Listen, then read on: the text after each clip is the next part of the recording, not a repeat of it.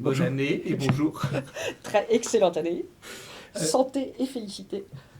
J'avais déjà une question parce que les éditions Héloïse d'Ormesson vont avoir bientôt 20 ans. Quand on regarde un peu dans le rétro, c'est quoi les 20 années, les presque 20 années d'Héloïse d'Ormesson? Ouh là là, vaste question. Écoutez, c'est en tout cas 20 années de passion où enfin, je continue à vraiment être totalement. Enfin oui, comment dire. Enfin, la passion, c'est pas émoussé. Et ce qui est merveilleux dans ce métier, c'est que chaque livre, c'est un renouveau et une surprise, et que rien ne se ressemble et qu'aucune de ces 20 années ne se sont ressemblées.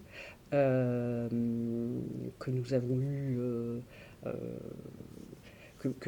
On a eu un succès absolument phénoménal que je pense enfin, que moi je n'imaginais pas un jour connaître et que peu d'éditeurs connaissent dans leur vie, avec Elle s'appelait Sarah, qu'on a vendu à plus de 11 millions d'exemplaires dans le monde.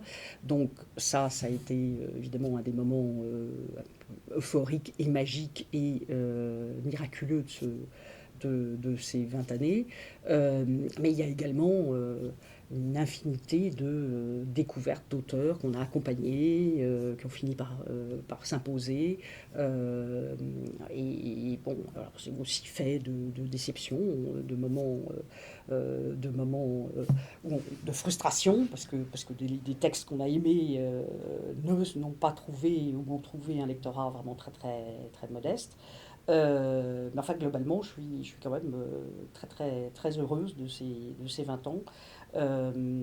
Et surtout, à l'origine, on avait créé la maison parce que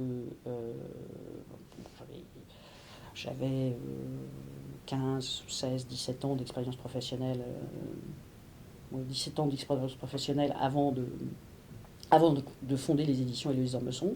J'avais toujours, dans les diverses maisons Flammarion de Noël dans lesquelles je suis passée, pu publier ce que je souhaitais publier. C'est-à-dire que j'ai jamais eu le problème d'être censurée dans mes publications pour des raisons qui auraient été économiques avant tout.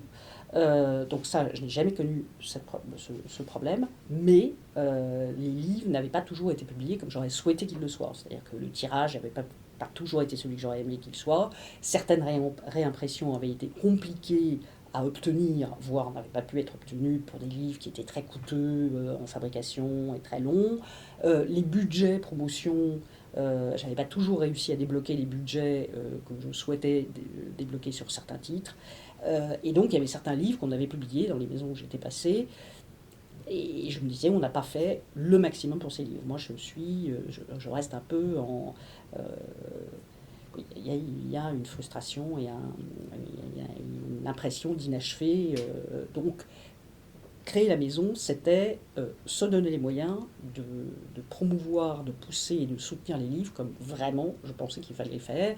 Alors évidemment, tous les livres, enfin, de toute façon, ils ne sont pas appelés à... Enfin, ils n'ont pas besoin d'être soutenus tous de la même façon. Et il y a des livres sur lesquels c'est pas la peine d'aller débloquer des budgets promo, évidemment. Je ne dis pas qu'on le fait sur chacun de nos livres, mais en tout cas, euh, ça m'a permis d'avoir cette maîtrise et de pouvoir aller jusqu'au bout de ce que j'estimais devoir faire pour accompagner un livre. Et ça, c'est une vraie satisfaction. Et du Très coup, gratifiant. un auteur, une autrice, Héloïse d'Ormesson, c'est quoi sa caractéristique? Qu'est-ce qui représente la ligne éditoriale? Alors, la ligne éditoriale, elle est très plurielle et éclectique. Donc, on publie des livres qui sont vraiment très différents. Il y a des livres très commerciaux, il y a des livres très pointus, il y a des livres très exigeants, il y a des livres très accessibles, il y a des livres très romanesques, il y a des livres plus expérimentaux. Donc, euh, on a la devise des éditions, c'est publier, c'est la petite qui a tout d'une grande. Ça, c'était la première devise. Deuxième axe, c'était du romanesque de qualité. Alors, pour 80% de nos publications, elles s'inscrivent dans cette définition de romanesque de qualité. Mais on publie des textes qui ne sont pas si romanesques que ça. Euh, Rodney Saint-Éloi,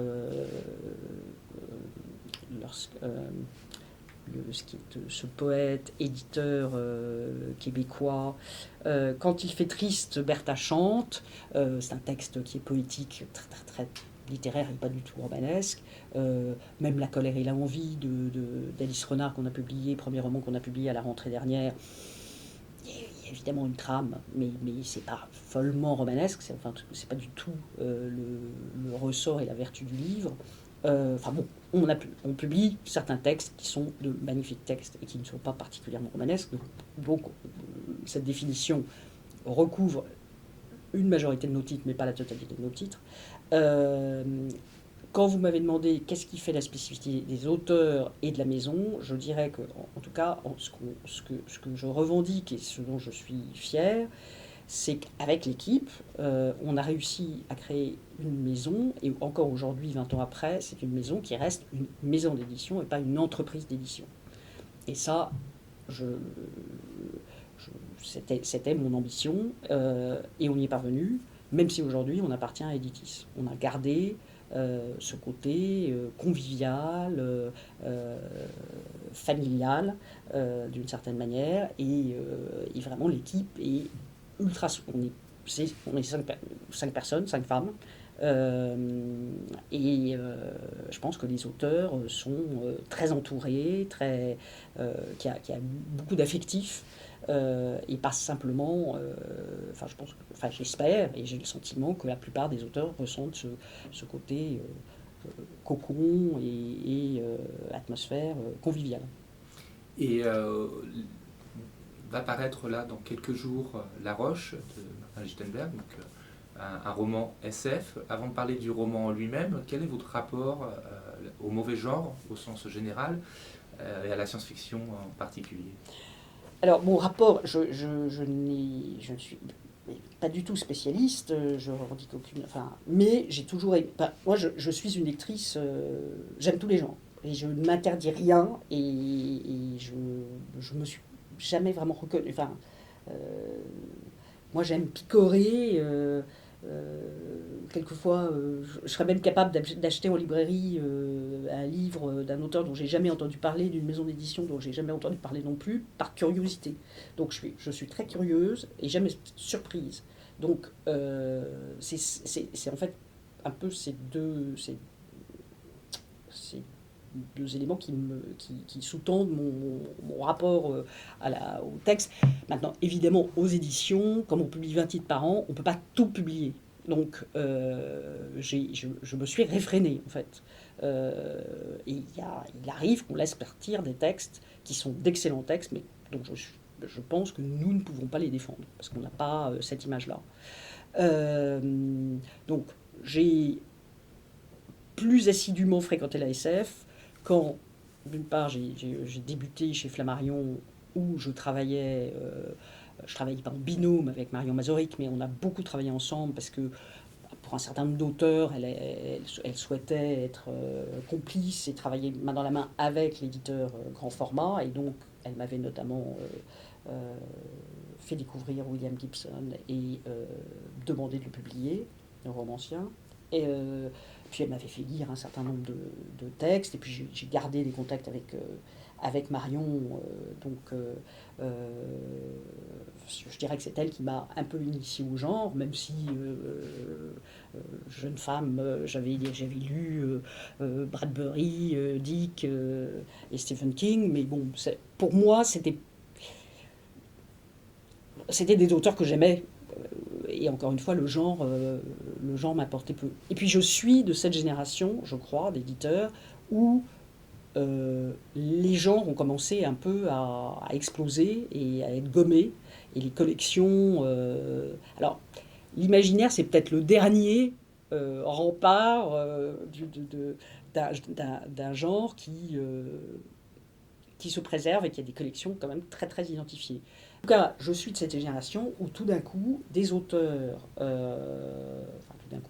progressivement, des auteurs de polar et de noir et de thriller se sont mis à être publiés dans des collections blanches où les genres ont commencé à... Enfin, la frontière des genres c'est un peu estompé. Donc moi, je suis de cette...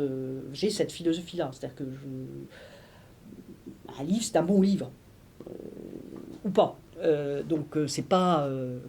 C'est pas parce que c'est un roman historique, voilà, c'est un roman historique, d'accord, c'est un roman de l'imaginaire, mais il est bon ou il est moins bon, ou en tout cas, moi, il m'a plus ou moins séduit ou impressionné. Alors, je ne sais plus du tout où. Ouais, c'était exactement ça. Et aujourd'hui, c'est vrai aussi que dans la littérature dite blanche, hein, on voit de plus en plus de, de, de thématiques science-fiction, dystopiques, utopiques apparaître. Est-ce que vous imaginez, comme pour le polar, que cette frontière commence aussi à s'estomper pour l'imaginaire? Alors oui, j'ai le sentiment que ça s'estompe un peu, mais j'ai l'impression que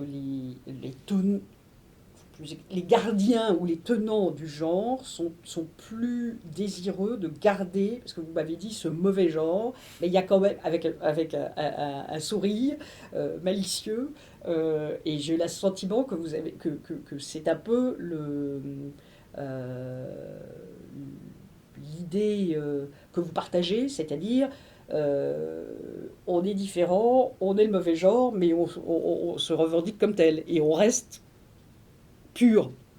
Et on ne va pas se noyer dans les productions de la littérature blanche. Donc je sens une petite résistance qui est et qui se nourrit. Enfin, je ne sais pas quelle est la première, si c'est la poule et l'œuf, le public ou les amateurs du genre qui euh,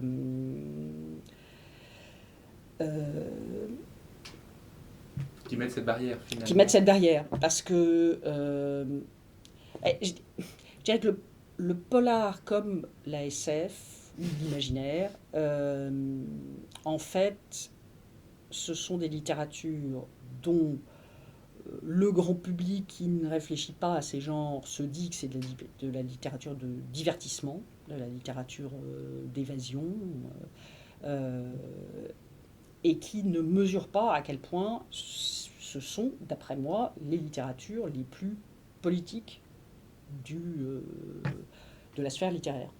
Euh, je pense que ça s'est un peu dilué dans le polar, moins dilué dans l'imaginaire. Paradoxalement, puisque l'imaginaire serait censé, comme son nom l'indique, plutôt porté au rêve et peut-être moins à la politique, mais je pense que, encore une fois, c'est un genre euh,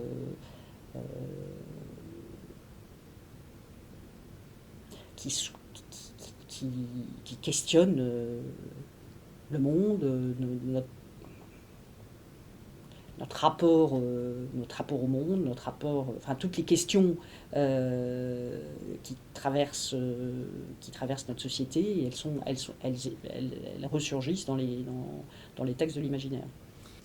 Et c'est pas la première, la seule parution qu'il y aura cette année, évidemment. Je sais déjà qu'il y aura un thriller février, si je dis pas de bêtises. Absolument. Et il y aura aussi d'autres titres. Ah bah, bien sûr, on a, comme tous les ans, on a une vingtaine de titres par an, et on est en train, mais bon, on est en train de réfléchir à la programmation de la rentrée, et il n'est pas impossible qu'on ait un texte de l'imaginaire à la rentrée. En tout cas, on a un texte de l'imaginaire. On vient d'acheter les droits d'un auteur extraordinaire qui a publié dans des toutes petites maisons jusqu'à présent, et il n'est pas impossible qu'on le publie à la rentrée. D'accord. Et est-ce que vous voudriez ajouter un petit mot pour conclure? Je vous remercier de m'avoir interviewé. Et je suis vraiment très très contente que vous soyez penché sur les éditions et les genres de son, faisant ce choix, cette incurseur dans l'imaginaire, mais ne l'affichant pas, enfin, arrivant un peu sur les marchands à la fois en revendiquant que le texte est un texte de l'imaginaire, mais en le présentant comme un texte de littérature général. Non, j'étais très heureuse que ça vous intéresse et que vous preniez du temps pour nous interroger sur nos motivations et la raison d'être de cette publication. Merci beaucoup. Merci à vous.